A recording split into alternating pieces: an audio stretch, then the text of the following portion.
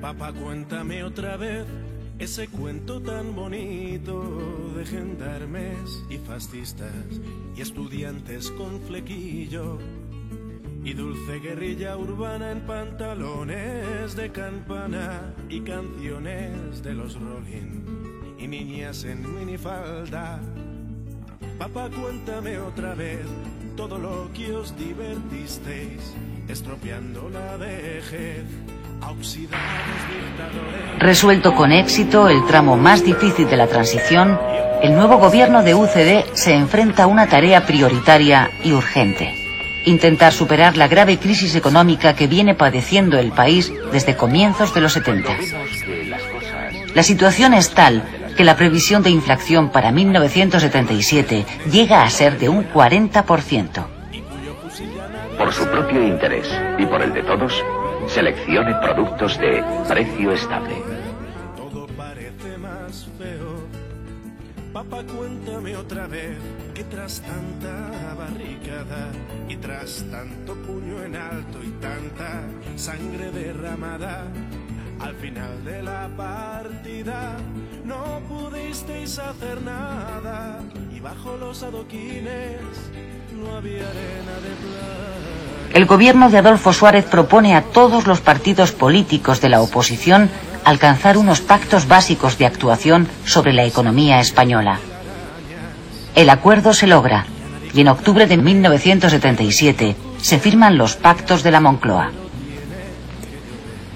Aún sigue sucia la plaza. Queda lejos aquel Mayo, queda lejos Saint-Denis, que lejos queda Jean-Paul Sartre, muy lejos aquel París. Sin embargo, a veces pienso que al final todo dio igual, las hostias siguen cayendo sobre quien habla de más. Y siguen los mismos muertos, podridos de crueldad. Ahora mueren en... Buenas noches. Los que morían en... Permítanme ustedes que les quite unos minutos de su tiempo en esta hora familiar y que se lo quite para hablarles de un tema siempre enojoso, la economía. Pero ustedes saben que a los temas enojosos hay que hacerles frente y cuanto antes mejor.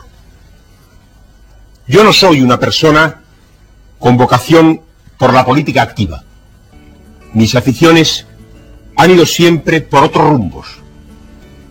Y si en esta ocasión he accedido a la llamada del presidente Suárez para que me hiciera cargo de la dirección de la política económica, no ha sido porque creyera que el momento era favorable y que la tarea que me esperaba era fácil y brillante. Todo lo contrario. Sé que tengo por delante una misión difícil, dura y desagradable. Y he hecho lo que he creído que era mi deber en un momento en que los problemas planteados exigen la colaboración responsable de todos los ciudadanos. En los días de vino y rosas, papá, cuéntame otra vez esa historia tan bonita de aquel guerrillero loco que mataron en Bolivia y cuyo fusil ya nadie se atrevió a tomar de nuevo. Y como desde aquel día todo parece más feo.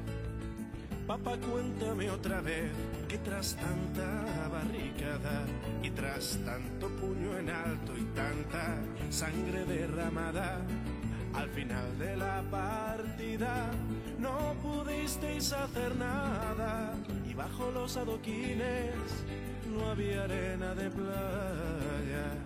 Fue muy dura la derrota, todo lo que se soñaba se pudrió en los rincones, se cubrió de telarañas. Y ya nadie canta el vent, ya no hay locos, ya no hay parias, pero tiene que llover, aún sigue sucia la plaza. Queda lejos aquel Mayo, queda lejos Saint-Denis, que lejos queda Jean-Paul Sartre, muy lejos aquel París. Sin embargo, a veces pienso que al final todo dio igual, las hostias siguen cayendo sobre quien habla de más. Y siguen los mismos muertos, podridos de crueldad. Ahora mueren en Bosnia los que morían en Vietnam. Ahora mueren en Bosnia los que morían en Vietnam. Ahora mueren en Bosnia los que morían en Vietnam.